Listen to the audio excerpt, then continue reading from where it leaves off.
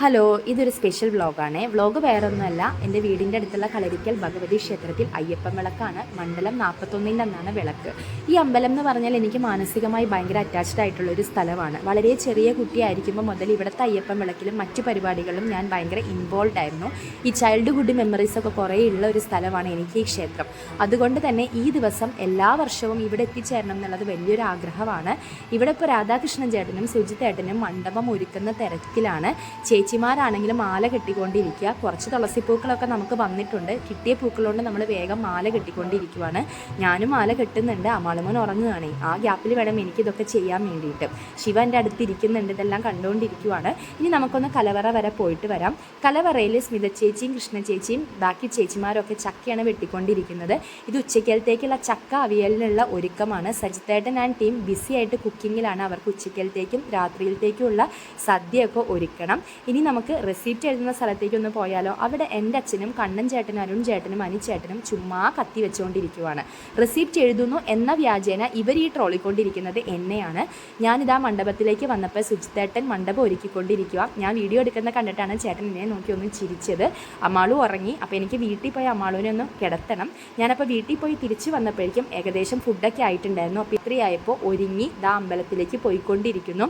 കുഞ്ഞാവയൊക്കെ ആയതിന് ശേഷം ഞാൻ താലത്തിന് ഇറങ്ങാറില്ല. കാരണം അങ്ങറ്റം വരെ പോണപ്പോഴേക്കും ഇവർ കിടന്ന് കരയും.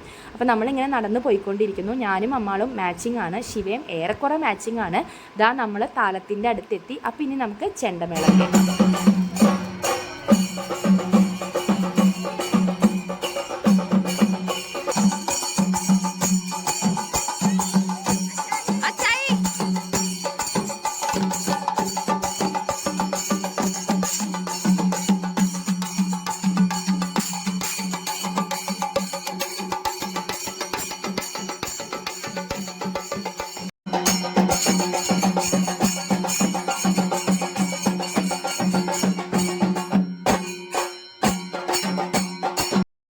അമ്മാൾ ഭയങ്കര സന്തോഷത്തിലായിരുന്നു കേട്ടോ. ചെണ്ടമേളം കേട്ടതിൻ്റെ സന്തോഷം പോരാതെ കാവടിയും കൂടി കണ്ടപ്പോൾ ആളങ്ങ് ഭയങ്കര എക്സൈറ്റഡ് ആയിരുന്നു.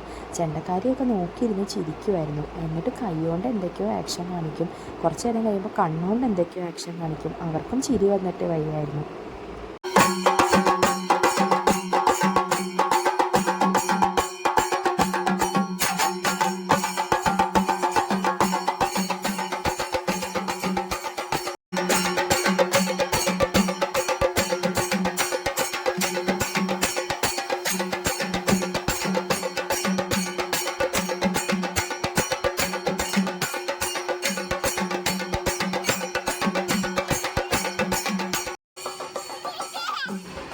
നമ്മുടെ ചെണ്ടയും താലവും കാവടിയും ഒക്കെ അമ്പലത്തിലെത്തി. ഇനി ഇവിടെ കുറച്ച് നേരം കാവടിയുള്ളിൽ ഉണ്ടാകും. അതിനുശേഷം ദേവിയുടെ നടയിൽ ദീപാരാധന, അത് കഴിഞ്ഞ് അയ്യപ്പൻ്റെ നടയിൽ ദീപാരാധന. അങ്ങനെയാണ് നമ്മുടെ ഇവിടെ ചടങ്ങുകൾ. പണ്ടൊക്കെ ഞാനും എൻ്റെ അനിയത്തിയും താലപ്പൊലിക്ക് താലമൊക്കെ എടുക്കുമായിരുന്നു, മക്കളൊക്കെ ഉണ്ടാകുന്നിടം വരെ. അതിനുശേഷം അതിന് പറ്റിയിട്ടില്ല. കാരണം അവരൊന്ന് വാശി ഉണ്ടാക്കിയാൽ ആകെ മൊത്തം ബുദ്ധിമുട്ടാകുമല്ലോ. ഇനിയിപ്പോൾ അവരൊക്കെ കുറച്ച് വലുതായിട്ട് വേണം താലമൊക്കെ എടുക്കാൻ വേണ്ടിയിട്ട്.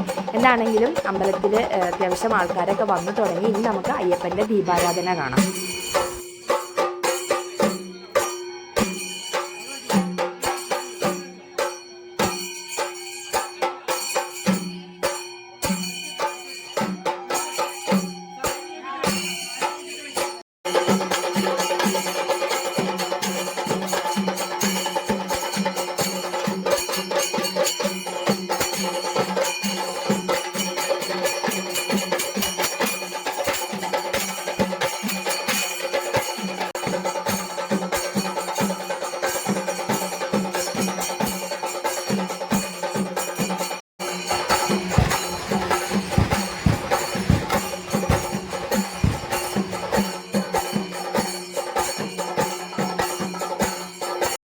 ദീപാരാധന നടന്നുകൊണ്ടിരിക്കുകയാണ്. സത്യത്തിൽ ഞാൻ വിചാരിച്ചില്ല കേട്ടോ ഈ ദീപാരാധനയുടെ വീഡിയോ എനിക്ക് എടുക്കാൻ പറ്റും എന്നുള്ളത്. കാരണം നല്ല തിരക്കുണ്ടായിരുന്നു. മാത്രമല്ല അമ്മാളുമോൻ എൻ്റെ കയ്യിലുണ്ടായിരുന്നു.